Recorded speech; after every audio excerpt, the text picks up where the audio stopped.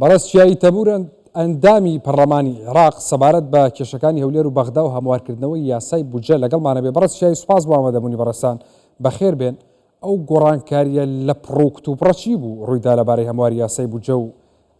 بە تایبەتی بەرگەی تایبەت بنەوت؟ بله سڵاوت لێبێت و لە هەموو بینەرانی تەلەڤیزیۆنی بەڕێزیەوە بەڕاستی وەکو هاوڵان باسییان کرد ئەو جێی شۆک بوو کە ڕۆژی چوارشەم 21 مانگ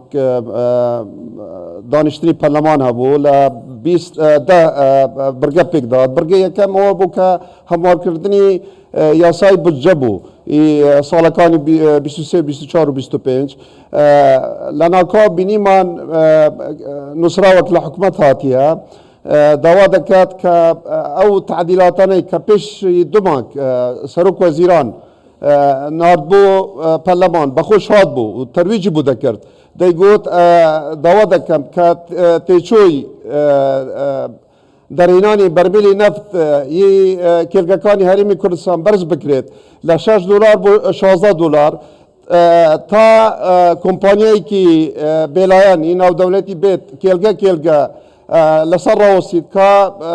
بەرهەمهێنان و ناردنی نەفت لە هەر کێلگەک چەندە، یعنی و بەسەری ڕەچعی ئەگە لە 16 دلار کەمتر بوو دەبیت کۆمپانیانە پارە بگەڕێنەوە کە زیاتر ببوو تەواو بکەن. و دەیگوت ئەگەر ئەو نەفتە نەڕوە تا ئێستا تقریبا 15 میلیارد دلار زراری بە میزانەی عێراق گاندیە، یعنی بەخۆی هاتیە تەرویجی دەکات کە چی ڕۆژی چوارشەم لە ناوکاو تعدیلێکی تری ناردیە دەڵێت ئەوە زەرەری خەزینەی عێراقی تێدایە تاسیل لە ئەوەی خەزینە دەکات ئەو پارەی ڕادەی خەزینە دەکات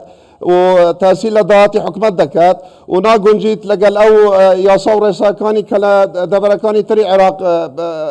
پەیڕەو دەکرێت دیسانش ناگونجیت لەگەل سیاسەتی سۆمۆ. پێم وایە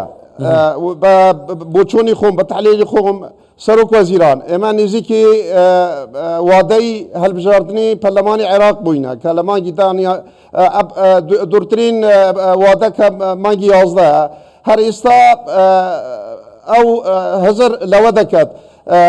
وەکو دەڵێن حسابی بێدەر چەند زەرەر دەکات چەند قازانج دەکەتەکە لەگەل هەرێم بمینیت. تا ئێستا ئێمە هەموو هێزۆلایەنەکان دەزانن پارتی دیموکراتی کوردستان و کورد بە شێوەیەکی گشتی پاڵپشت بووینە بە حکومەتی بەڕێز محەممەد شایع سوودانی و هەکە پارتی نەبوو نەدا حکومەتی محەممەد شایع سوودانی دروست دەبوو نە ئەتیلافی دەرە دەولەش دروست دەبوو پاڵپشتێکی تەوامان کرد بوو تەوجیهاشەوە بوو کە هیچ گرفتی بۆ هەرێمی کوردستان خراپ نەبووە. بەڵێ محەممەد شایع سوودانی ئەڵێ من ئاگام لەمە نییە. آخر چۆن دەکرێت نووسراو لە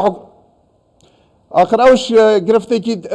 ترە دیار دەبیت کە بێسەروبەریەکەیە و بڕوا ناکەم هیچ نووسراوەک لە ئەنجومەنی وەزیران بێت بۆ پەرلەمان بۆ دەستگایەکی گەورەی هاوشێوەی ئەو هاواستی ئەو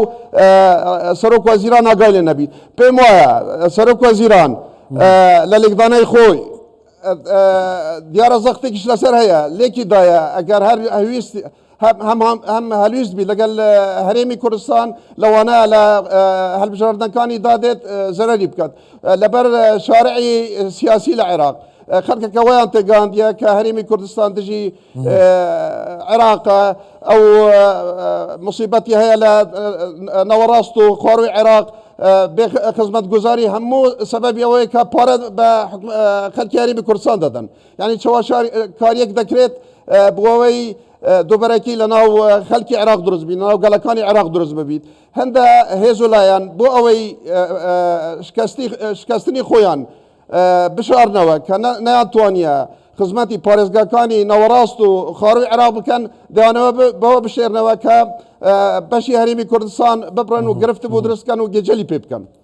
بەڕاست چیایی ینی ناوچە کوردستانیەکان هێشتا ناوچەی جێناکۆکن خۆ دەستور تاوەکو ئێستا جێبەجێ نەکراوە چۆن ئەکرێ حکوومەتی عێراق مامەڵە بە کێڵگەنەوتیەکانی ناوچە جێناکۆکەکانەوە بکات؟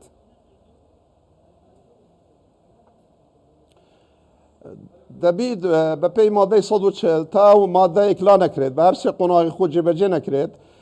ئایا بەسەر بە هەرێمی کوردستان دەبن ینی دوای ئەوەی کە سیفتاک بکرێت یانیش سەر بە عێراق دەبن ناکرێت هیچ گۆڕانکاری دیموغرافی ئیداری بەرهەمهێنان ئابووریشی گەورە بکرێت لەبەرەوە پێم هەوڵێکی ترە بۆ ئەوەی هەرێمی کوردستان دوور بخنەوە لە حکومەتی اتحادی یعنی لە بەغداش سراعێکی گەورە هەیە ئێستا هەموو هێزولایەن لە هەژمونی بەڕێز محەممەد شایع سوودانی دەترسن دەیانەوێت هەمووان ئێکدەست بن بۆ ئەوەی محەممەد شایع سوودانی کورسی زۆر نەبێت دەنگی زۆر نەبێت و نەبیتە ڕقمێکی گەورە لە ناو معادلەی سیاسی ماڵی شیعە باشە ڕاتکەشان بۆ پرسیارە کەواتە قوڵکردنەوەی کێشەکان لە بەرژەوەندی کێدایە قوڵکردنەوەی کێشەکان لە نێوان هەرێم و بەغدا لەو مەرحەلەیە هەرچی هێزولایەن تون بیت بەرامبەر هەرێمی کوردستان ئەزمونونەکان وا نیشانیمێدا کاوانە لەوانە سەرنجی شارع سەرنجی خەڵک ڕابکێشن و بتوانن دەنگیان بەدەست بینن ئەمە لەوە زیاتر هیچ تەفسیرێکی تر لۆ ناکرێت